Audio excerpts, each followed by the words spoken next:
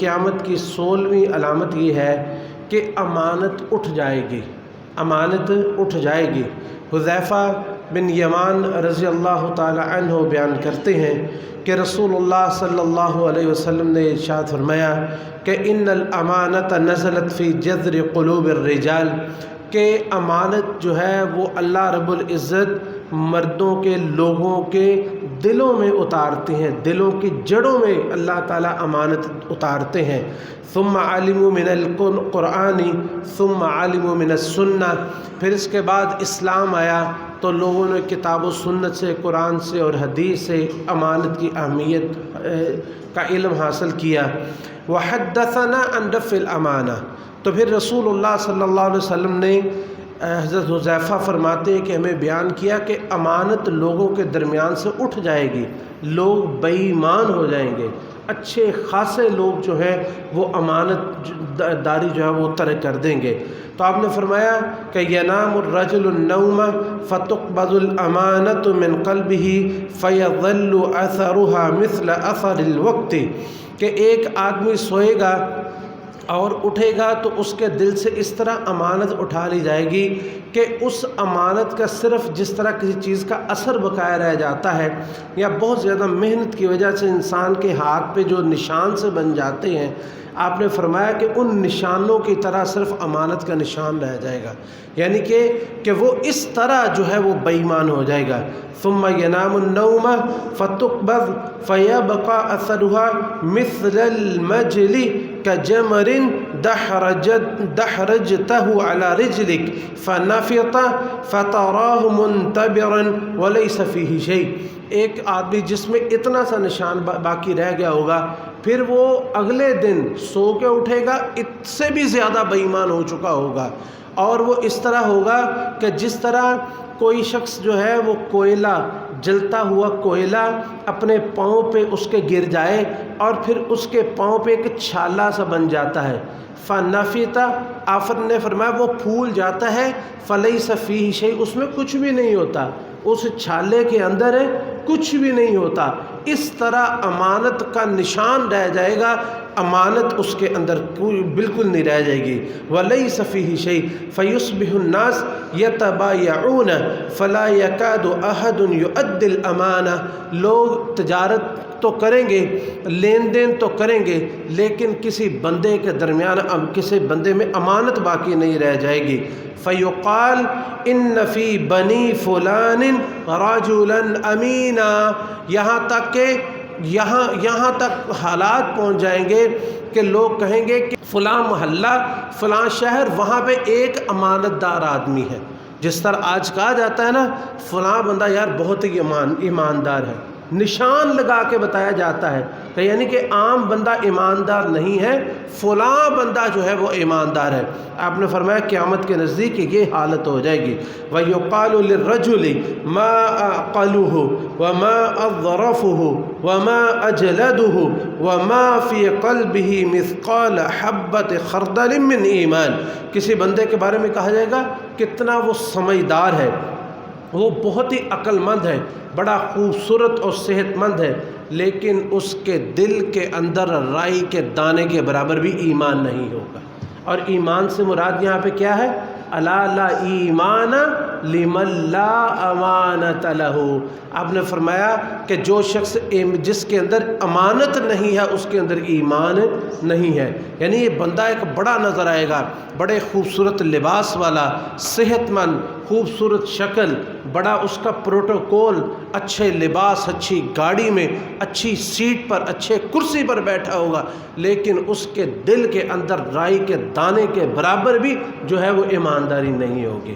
اور پھر آپ نے فرمایا کہ پھر حذیفہ رضی اللہ تعالیٰ عنہ فرماتے ہیں کہ وَلَقَدْ أَتَى عَلَيَّ الزَّمَانُ وَمَا أُبَالِي أَيَّكُمْ بَايَعْتُ، فرماتے ہیں کہ ہم نے وہ وقت بھی دیکھا ہے کہ ہم کسی کے ساتھ لین دین کرنے میں کبھی دیکھتے ہی نہیں تھے یہ کون تھا، جو بھی ہوتا تھا مجھ سے تجارت کر لیتے تھے۔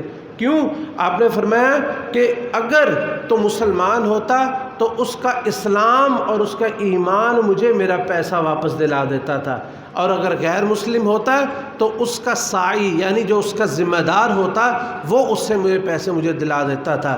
لیکن آج حالت یہ ہے کہ میں صرف ایک دو کا نام لیا کہ سر میں ان لوگوں سے تجارت کرتا ہوں.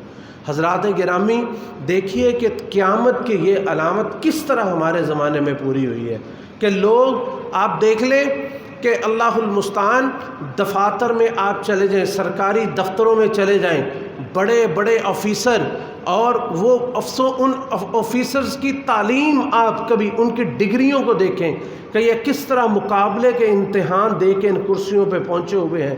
ان کا لباس دیکھیں، ان کا پروٹوکول دیکھیں، ان کے دفاتر دیکھیں اور ان کا عملہ دیکھیں. لیکن کسی کے دل میں اللہ المستعان اگر کسی کے دل میں ہو رائی کے دانے کے برابر بھی ایمانداری نہیں ہوتی. کتنے وزراء اور کتنے ہمارے جو ہے وہ اسمبلیوں کے نمائندے اور کتنے بڑے بڑے تاجر بڑے بڑے جو ہے وہ دکانوں پہ بیٹھے ہوئے اور بڑے بڑے اپنے دفاتر میں بیٹھے ہوئے تاجر، ان کے دل میں رائی کے برابر بھی ایمانداری نہیں ہوتی. ذرا سی بات ہوتی ہے اپنی بات سے مکر جاتے ہیں، اپنی بات سے پھر جاتے ہیں.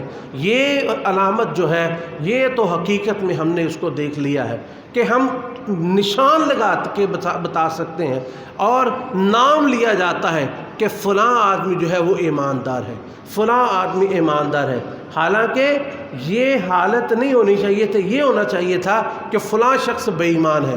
لیکن ہر شخص جو ہے اس کے اندر اللہ المستعان اللہ جس کو محفوظ رکھے، ہر بندہ بے ایمان جو جس کرسی پہ بیٹھا ہے، جس منصب پہ بیٹھا ہے، جس مقام پہ بیٹھا ہے، چاہے وہ نیچے چپراسی ہے یا اعلیٰ افسر ہے، جہاں بیٹھا ہے جہاں اس کا داؤ لگتا ہے وہاں بے ایمانی کرنے میں کوئی کسر نہیں چھوڑتا. اللہ تعالی ہم سب کو اس سے محفوظ فرمائے. عزیزان گرامی، قیامت کی علامات میں سے 17ویں علامت جسے وہ ہے جھوٹ کی کثرت. جھوٹ کی کثرت یعنی جھوٹ پھیل جائے گا. ابو ہریرہ رضی اللہ تعالیٰ عنہ روایت کرتے ہیں کہ رسول اللہ صلی اللہ علیہ وسلم نے ارشاد فرمایا کہ یکون فی آخر الزمان دجالون کذابون یأتونک من الاحادیث بما لم تسمعوا انتم ولا آباؤکم فإیاکم وإیاہم لا یضلونکم ولا یفتنونکم. یہ امام مسلم نے اپنے صحیح کے مقدمہ میں اس روایت کو بیان کیا ہے اور یہ روایت صحیح الجامع میں شیخ البانی نے اس کا صحیح بھی قرار دیا ہے. رسول اللہ صلی اللہ علیہ وسلم نے فرمایا کہ آخری زمانے میں کذاب اور دجال لوگ آئیں گے اور ایسی ایسی احادیث تمہیں بیان کریں گے. لوگوں کے معاملے تو ہے ہی جیسے رسول اللہ صلی اللہ علیہ وسلم پر جھوٹ بولنے سے باز نہیں آئیں گے اور ایسی ایسی احادیث بیان کریں گے نہ تم نے سنی، نہ تمہارے اسلاف نے سنی، نہ محدثین نے سنی، کسی نے وہ سنی نہیں ہوں گی. لیکن آپ نے فرمایا کہ ان سے بچ جاؤ، وہ کہیں تم کو گمراہ نہ کر دے اور فتنے میں مبتلا نہ کر دے. عزیزان گرامی، کسی حدیث کی صحت اور ضعف کا جو علم ہے وہ اتنا ضروری ہے کہ اگر کسی شخص کو کسی حدیث کے بارے میں یہ علم نہیں ہے کہ یہ حدیث صحیح ہے یا ضعیف ہے تو وہ اس کو بیان کرنے کا مجاز نہیں ہے، کیونکہ اسے پتہ ہی نہیں ہے رسول اللہ صلی اللہ علیہ وسلم تک اس کی صحیح سند پہنچتی ہے کہ نہیں. کل ہی ہم سن رہے تھے ایک اور فتنے باز آدمی، وہ جو ٹک ٹاکر ایک مولوی کہتا ہے جی مولوی لوگوں کے درمیان آ کے بتاتے ہیں جی یہ حدیث متواتر ہے، یہ حدیث صحیح ہے، یہ حدیث ضعیف ہے. کہتا ہے ان لوگوں کو کیوں بتاتے ہو بھائی، ان لوگوں کا کیا تعلق ہے ان کے ساتھ؟ سبحان اللہ. تو یہ حدیث صحیح اور ضعیف بتانا یہ کیا جانوروں کو جا کے بتانا ہے؟ یہ بکریوں بیڑوں کو جا کے بتانا ہے؟ اگر عوام الناس کو نہیں بتانا کہ یہ حدیث صحیح ہے یا ضعیف ہے تو کس کو بتانا ہے؟ جب یہ ان لوگوں کو اسی بات سے تکلیف ہوتی ہے کہ مطلب لوگوں نے عجیب طریقے کہتے ہیں جی جو جاہل ہیں، جو علم نہیں جن کے پاس، اور خاص طور پر اصطلاحات حدیث کا علم نہیں ہے، حدیث کے صحت و ضعف کا علم نہیں ہے. ہم نے کئی دیکھے ہیں بس عام سا ایک ظاہری سا علم پڑھ کے جب ان کو بتایا جاتا ہے بھائی آپ نے جو حدیث بیان کی ہے نا وہ ضعیف ہے تو مذاق اڑاتے ہیں اس کا. کہتے ہیں لو جی ہم گھر سے پڑھ کے ممبر تک آتے تو ممبر تک آتے آتے حدیث ضعیف ہوئی ہوتی ہے.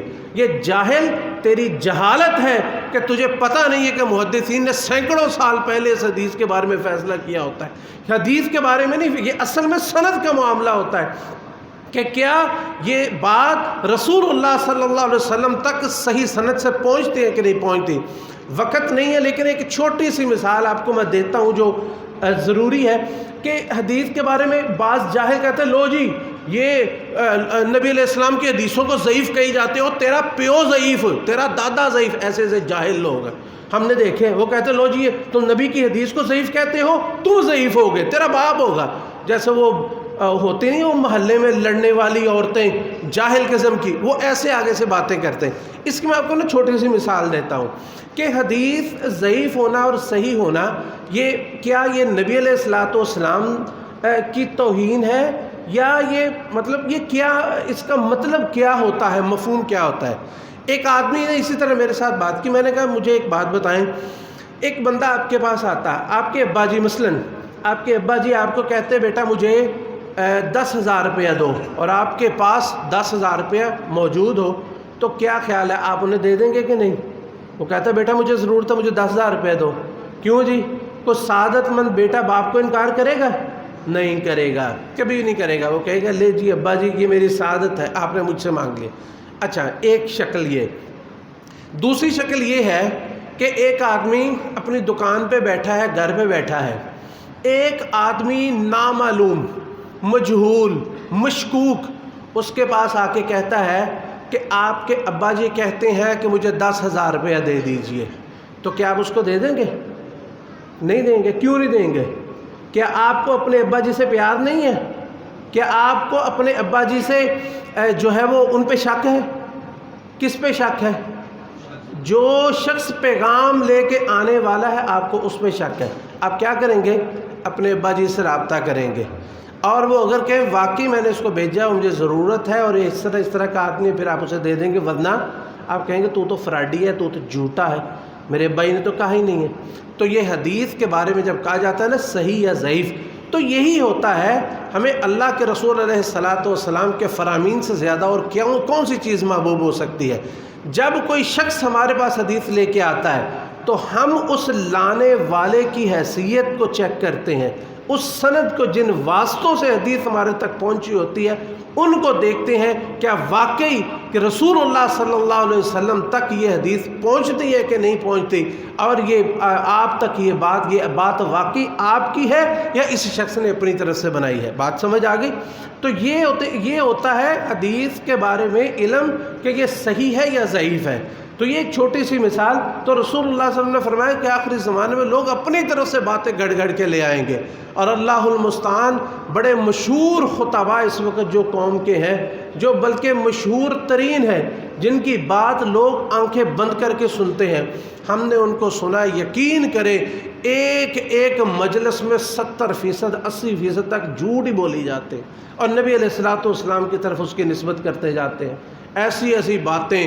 کوئی کہتا ہے جی حضرت فاطمہ نے روٹی پکائی، نبی علیہ الصلوۃ والسلام نے فرمایا میں لگاتا ہوں، آپ نے روٹی تندور میں لگائی، روٹی پکی نہیں، وہ کچی رہ گئی، آپ نے فرمایا اس کو میرا ہاتھ لگ گیا اس لیے یہ کبھی نہیں پک سکتی.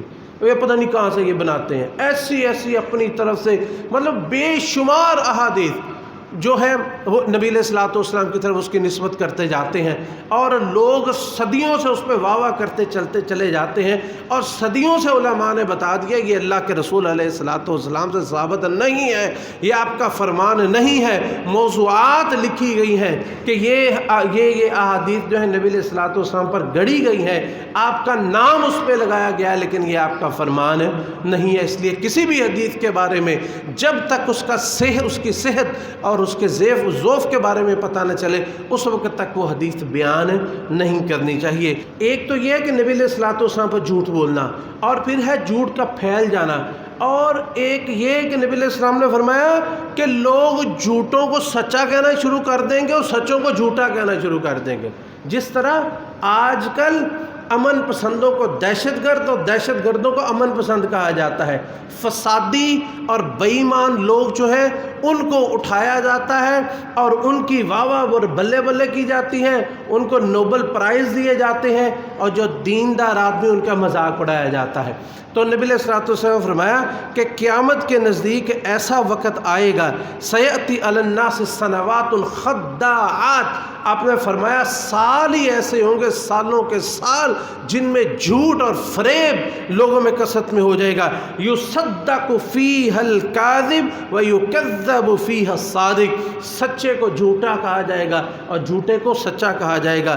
ویؤتمن فیہ الخائن، جو خیانت کرنے والا آدمی ہے اس کو امانت دار کہا جائے گا، اور جو امین ہے اس کو لوگ خائن کہیں گے۔ جو امانت دار ہے اس کو جو ہے وہ خیانت والا کہیں گے، جو خائن ہے اس کو امانت دار کہیں گے۔ اور آپ نے فرمایا وَيَنْطِقُ فِيهَا الرُّوَيْبِضَةُ، رویبضہ اس میں کلام کرے گی۔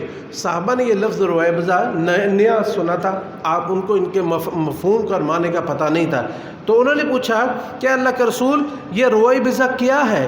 آپ نے فرمایا الرجل الطافح فی امر العامہ، یا الرجل الطافح یتکلم فی امر العامہ، کہ ایک کمینہ رذیل خبیث آدمی ہوگا جو لوگوں کے معاملات میں ہر معاملے میں اپنی رائے دینا شروع کر دے گا، ہر معاملے میں اپنی رائے دینا شروع کر دے گا۔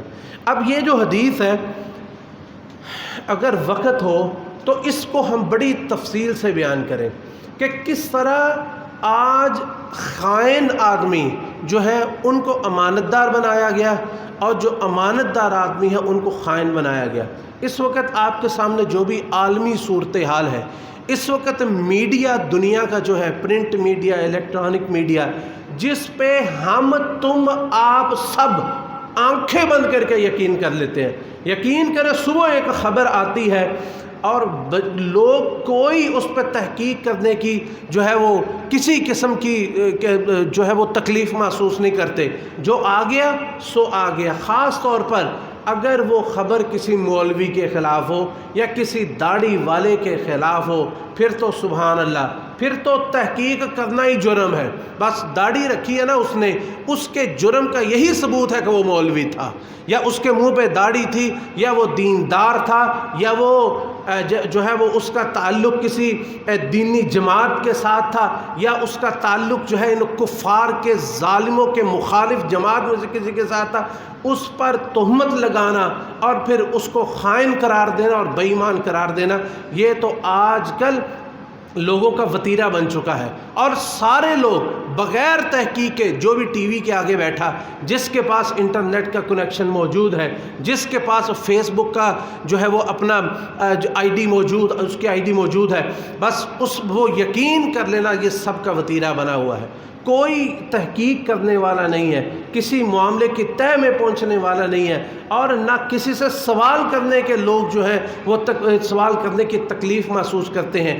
جو سنا اسے آگے نشر کر دیا، اور ساتھ فرماتے ہیں لعنت بھیج کر بھی نشر کرے، یہ بھی ساتھ اس کے ہوتا ہے، اور لعنتیں بھی بھیجتے ہیں اور نشر بھی کرتے ہیں۔ نہ کسی کو تحقیق کی ضرورت ہے، نہ کسی کو سوال کرنے کی ضرورت ہے۔ اور رسول اللہ نے فرمایا، اور جو آخری بات میں وَيَنْطِقُ فِيهِ الرُّوَيْبِضَةُ، رویبضہ کمینے انسان جو ہے وہ عام لوگوں کے معاملات میں بولیں گے۔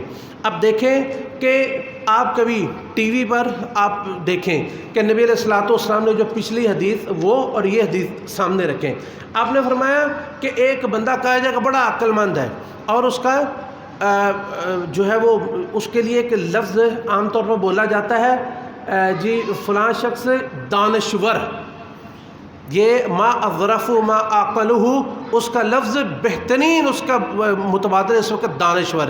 جس شخص کے بارے میں کہا جائے گا نا دانشور، یقین کریں وہ پرلے درجے کا ملحد ہوگا اور پرلے درجے کا دین دشمن ہوگا، اور اس کے پاس کوئی، لیکن اس کی ذمہ داری ہوگی وہ ہر معاملے میں مداخلت کرے۔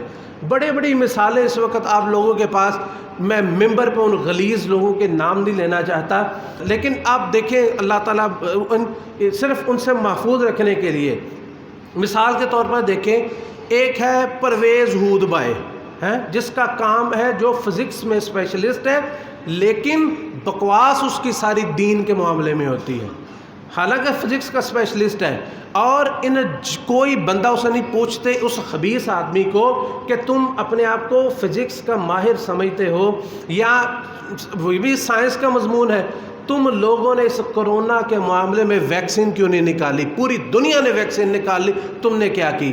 امریکہ کا دعویٰ ہے آج سے 50-60 کب سے کہ وہ چاند پہ پہنچ چکا ہے، اور انڈیا چاند کے قریب پہنچ کے ایک دفعہ اس کا جو معاملہ ہوا، اور پھر روس سب سے پہلے پہنچا، پھر امریکہ پہنچا، چائنا پہنچ گیا۔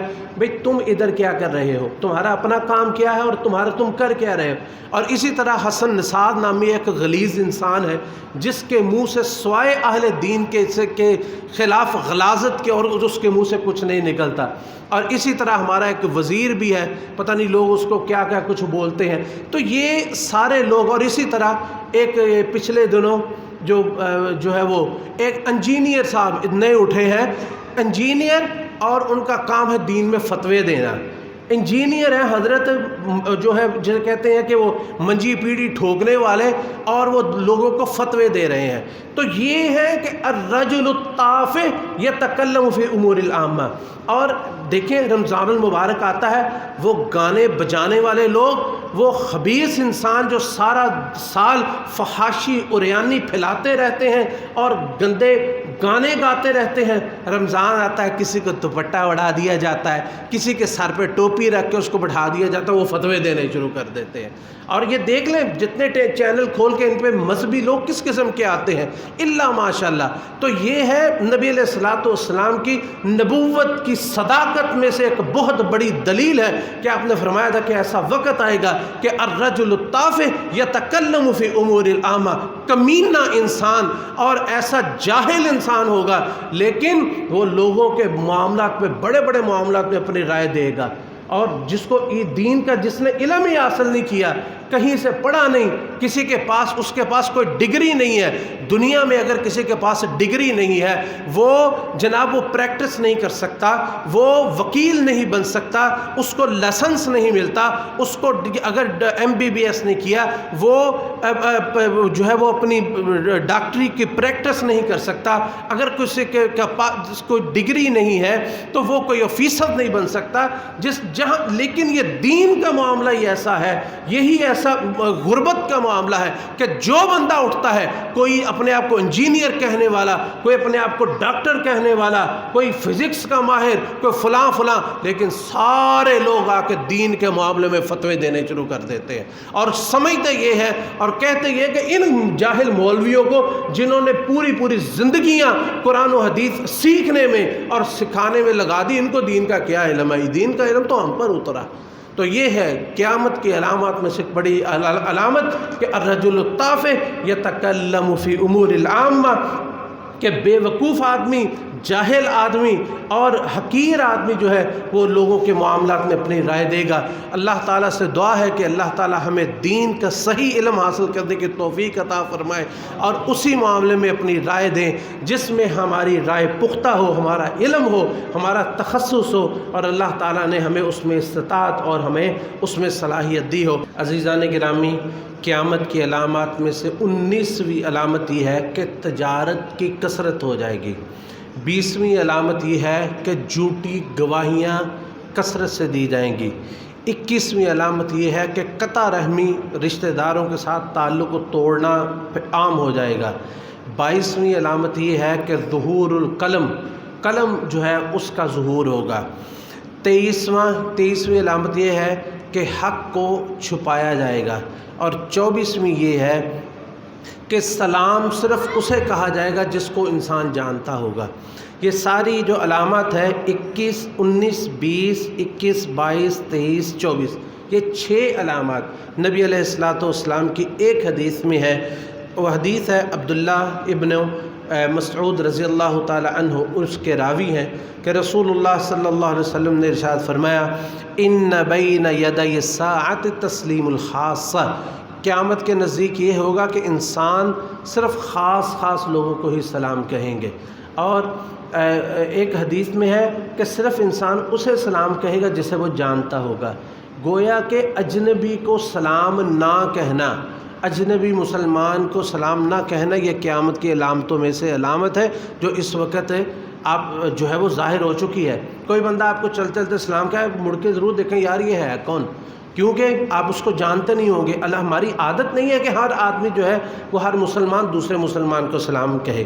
تسلیم الخاصہ کے بعد فرمایا فشو التجارہ، کہ تجارت پھیل جائے گی، اتنی پھیل جائے گی حتیٰ تعین المرأۃ زوجہا للتجارہ، کہ بیوی جو ہے وہ تجارت میں اپنے خامد کی مدد کرے گی، بیوی تجارت کے معاملات میں اپنے خامد کی مدد کرے گی، یعنی کہ اس سے تجارت سنبھالی نہیں جائے گی، یا یہ کہ عورتیں بھی تجارت کے اندر جو ہے وہ اس طرح شامل ہو جائیں گی۔ اس کی مزید وضاحت تھوڑی سی ہم آگے کریں گے۔